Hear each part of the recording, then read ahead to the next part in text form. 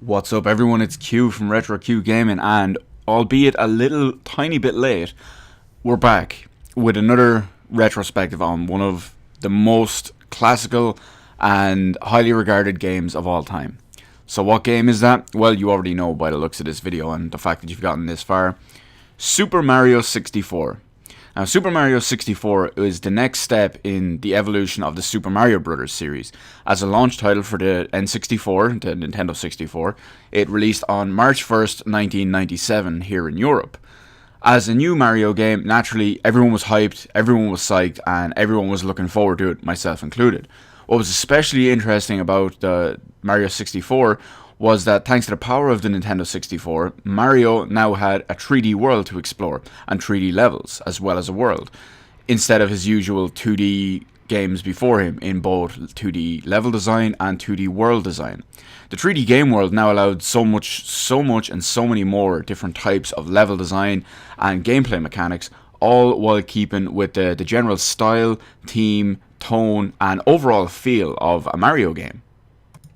Some of the new mechanics added in included 3D movement thanks to the Nintendo 64 control stick, partial camera controls with the C buttons, double and triple jumps, both of which required exact timing on button presses to continue your jumps, backflip jumps, long jumps, sliding down hills. Well, sliding down hills was technically in some of the previous ones, climbing trees, climbing poles, handstand vaults from trees and poles, wall jumping, ground pounds, and just so much more. There's also several new power-ups, as is the style in every new Mario game, and they were added into the game with new abilities naturally. A vanish cap, which can turn Mario semi-invisible, allowing him to pass through certain objects such as chain link fences and things like that. A wing cap, which enabled Mario to fly, and a metal cap, which turned Mario into metal. It's pretty obvious. And being in Metal Mario form, it allowed him to walk underwater, not be blown away by high winds, and avoid damage from poison gases and, well, many other sources as well. Instead of surviving only one or two hits like the previous Mario games, Mario has an 8-segment health bar in Mario 64. And that can be replenished by picking up coins, obviously. Different enemies and different attacks deal different amounts of damage to Mario. Mario's health also slowly drains while underwater, where it represents an oxygen bar instead of just a standard health bar. While underwater, and it's in oxygen bar mode, it can actually be refilled by obviously surfacing to the surface of the water to breathe in some air. You can collect coins underwater, or you can find submerged air bubbles to replenish it as well. Now, as I mentioned previously already, the power of the Nintendo 64 allowed the characters, the world, the enemies, and all the levels to be rendered in 3 dimensions, in 3D. This allows partial camera control to help navigate the world as well, and the different directions and paths that can be taken. Nintendo obviously used this to their advantage in many ways, the first of which being that they gave Super Mario 64 a 3D world, naturally. It's an explorable world even outside of the levels, which instead of just giving a 2D bird's eye kind of top-down view like we're used to from the Nintendo and the Super Nintendo Mario games before it, this one added the feel of a newer, more next-gen title. And I really think that just to help the overall quality of the game as well. It also allowed for more diverse and hidden secret levels in the world as well. Also, naturally, it included bigger worlds and bigger levels with multiple paths to take to complete them as well. It's turned out to be a bit of a trend in many ways, and many, if not almost all, future games would actually adopt the idea of making a 3D explorable world outside of the levels.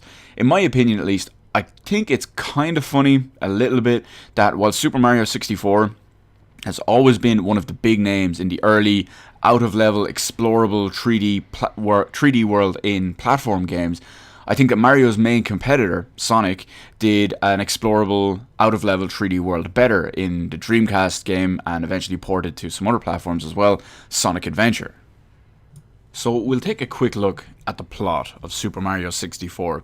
Similar to almost all Mario games out there, and as you'd expect, the game's plot opens with Princess Peach sending Mario a letter. And in this letter she invites him to her castle because she's baked him a cake. Now, when Mario arrives though, He finds out that she's been kidnapped and now Bowser has control of her castle. Main story progression involves collecting stars from all the individual levels, of which there are 120 total, to open up new and more difficult levels and styles of world, including several boss fights. Several of the stars are also hidden in the secret levels hidden throughout the castle and the explorable 3D world, as opposed to inside some of the actual 3D levels themselves.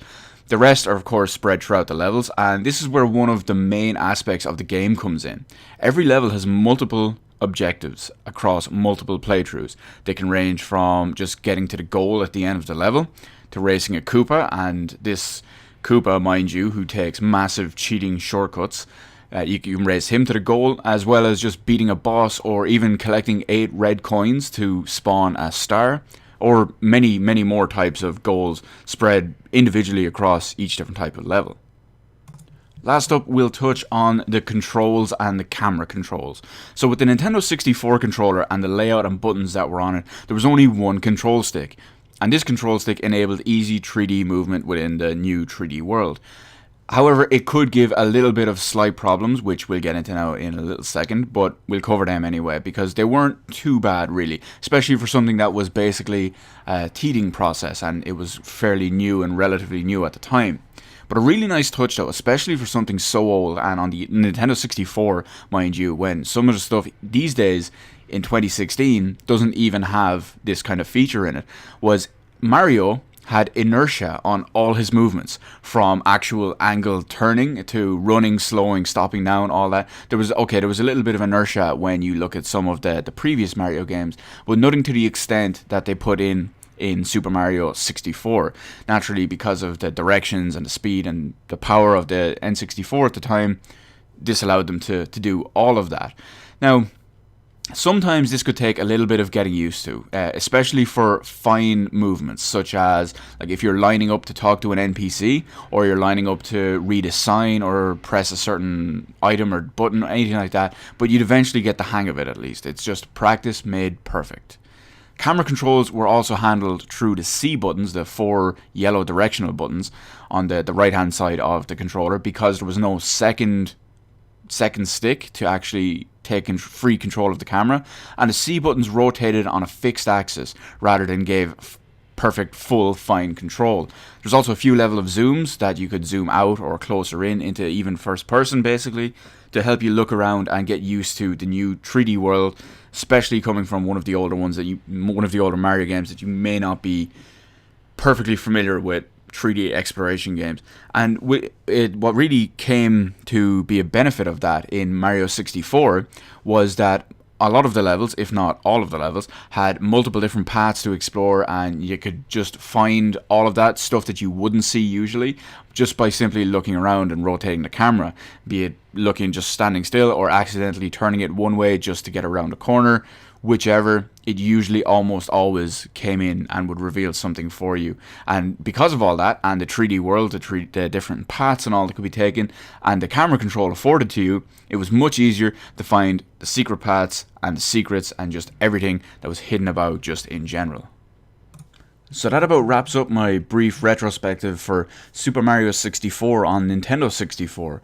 I think it's safe to say that such a great game and such influential game has had so much of an impact on so many gamers' lives throughout the years, my own included, and I think that all of you would agree that the amazing time and memories that you have linked to Super Mario 64 can't be accurately portrayed in words or in a video. Whether it was the first time you turned the game on and just saw the world and Mario in 3D, the first time you finished the game, the main story, the first time when you finally collected all 120 stars, or even that one time you managed to pull off some slick moves that completely wowed your friends or siblings and just left them completely gobsmacked and just left them in awe. Super Mario 64 was and still is such an amazing and important game, and it's safe to say, without a shadow of a doubt, it will remain that way all throughout gaming history. So let me know in the comments section below what your personal feelings about Super Mario 64 is. Let me know some of the great times you had with it. Again, if there were ones I covered, let me know what it was like the first time you turned it on, the first time you did something absolutely cool and everyone was left completely dumbstruck, the first time you finished it, the first time you got the 120 stars, whatever it was, whatever it could be something small and may seem insignificant. If it was cool and it was important and it happened to you, let me know that in the comments section below. We all have specific stories to share over individual things just like that, and they're all as badass as the rest of them. So let me know all that in the comments section below. Hit the like button, hit the subscribe button. You can follow me on Twitter, details in the description below. Thank you for watching, and I'll see you on the rest of the videos in my channel.